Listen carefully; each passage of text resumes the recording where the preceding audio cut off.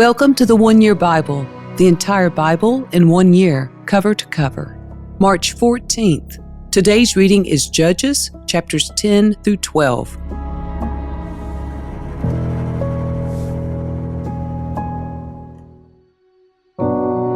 After Abimelech died, Tola, son of Puah, son of Dodo, was the next person to rescue Israel. He was from the tribe of Issachar, but lived in the town of Shamir in the hill country of Ephraim. He judged Israel for 23 years. When he died, he was buried in Shamir. After Tola died, Jair from Gilead judged Israel for 22 years. His 30 sons rode around on 30 donkeys, and they owned 30 towns in the land of Gilead, which are still called the towns of Jair. When Jair died, he was buried in Kamon. Again, the Israelites did evil in the Lord's sight. They served the images of Baal and Ashtoreth and the gods of Aram, Sidon, Moab, Ammon, and Philistia. They abandoned the Lord and no longer served him at all. So the Lord burned with anger against Israel, and he turned them over to the Philistines and the Ammonites, who began to oppress them that year. For 18 years they oppressed all the Israelites east of the Jordan River in the land of the Amorites, that is, in Gilead. The Ammonites also crossed to the west side of the Jordan and attacked Judah, Benjamin, and Ephraim. The Israelites were in great distress. Finally, they cried out to the Lord for help, saying, "We have sinned against you, because we have abandoned you as our God and have served the images of Baal." The Lord replied, "Did I not rescue you from the Egyptians, the Amorites, the Ammonites, the Philistines, the Sidonians, the Amalekites, and the Maonites? When they oppressed you, you cried out to me for help, and I rescued you. Yet you have abandoned me and served other gods. So I will not rescue you anymore. Go and cry out to the gods you have chosen. Let them rescue you in your hour of distress." But the Israelites pleaded with the Lord and said, "We have sinned. Punish us as you see fit. Only rescue us today from our enemies." Then the Israelites put aside their foreign gods and served the Lord, and he was grieved by their misery.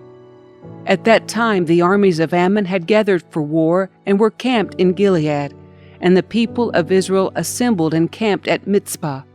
The leaders of Gilead said to each other, "Whoever attacks the Ammonites first will become ruler over all the people of Gilead."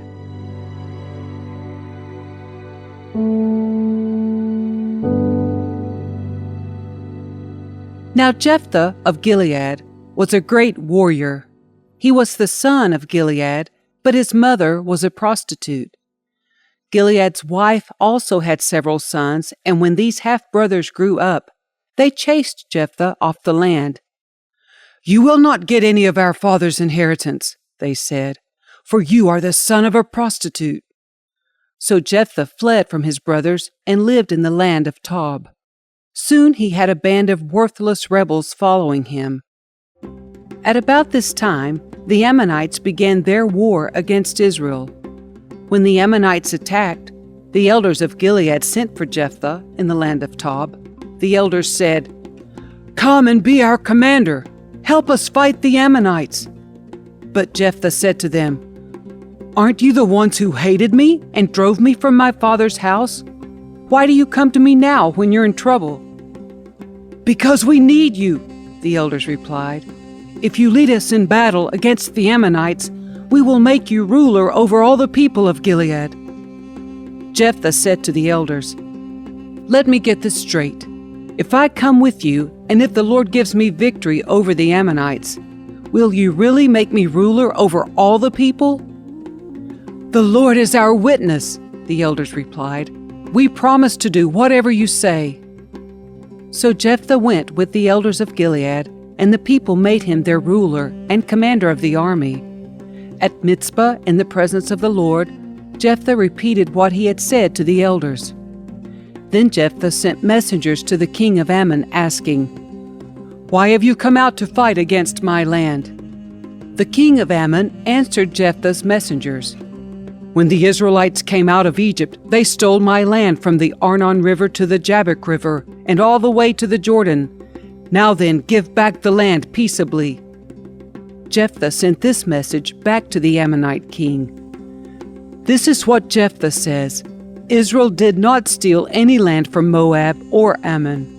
When the people of Israel arrived at Kadesh on their journey from Egypt after crossing the Red Sea, they sent messengers to the king of Edom asking for permission to pass through his land. But their request was denied. Then they asked the king of Moab for similar permission, but he wouldn't let them pass through either. So the people of Israel stayed in Kadesh. Finally, they went around Edom and Moab through the wilderness. They traveled along Moab's eastern border and camped on the other side of the Arnon River. But they never once crossed the Arnon River into Moab, for the Arnon was the border of Moab. Then Israel sent messengers to King Sihon of the Amorites, who ruled from Heshbon, asking for permission to cross through his land to get to their destination. But King Sihon didn't trust Israel to pass through his land. Instead, he mobilized his army at Jahaz and attacked them. But the Lord, the God of Israel, gave his people victory over King Sihon. So Israel took control of all the land of the Amorites who lived in that region, from the Arnon River to the Jabbok River, and from the eastern wilderness to the Jordan. So you see, it was the Lord, the God of Israel, who took away the land from the Amorites and gave it to Israel. Why then should we give it back to you?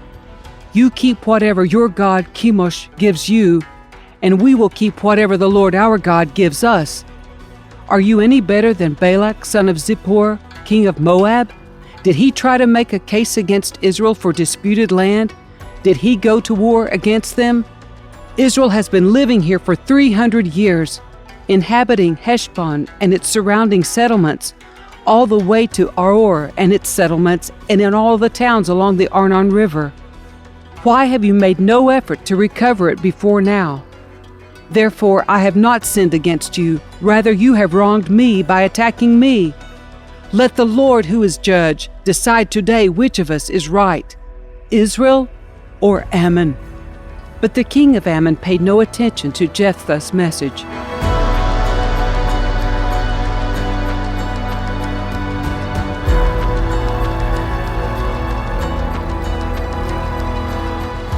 At that time the Spirit of the Lord came upon Jephthah, and he went throughout the land of Gilead and Manasseh, including Mizpah in Gilead, and from there he led an army against the Ammonites.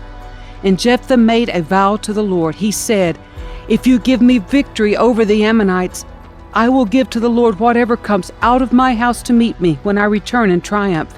I will sacrifice it as a burnt offering." So Jephthah led his army against the Ammonites, and the Lord gave him victory.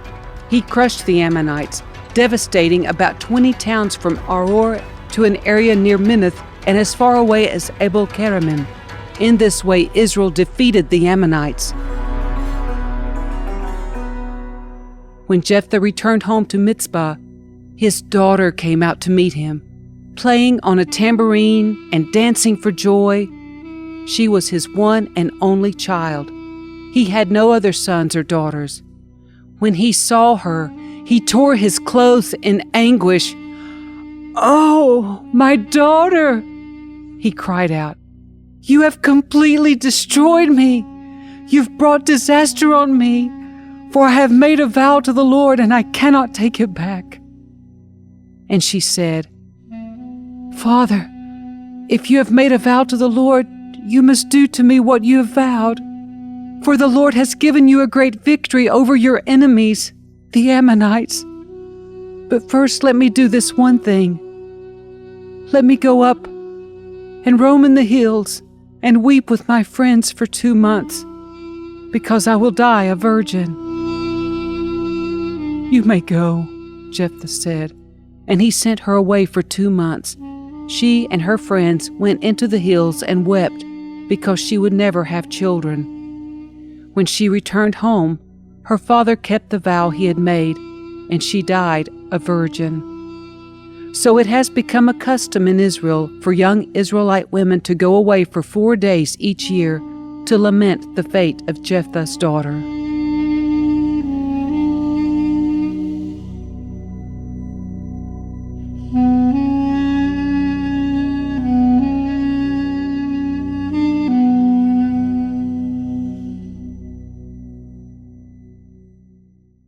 Then the people of Ephraim mobilized an army and crossed over the Jordan River to Zaphon.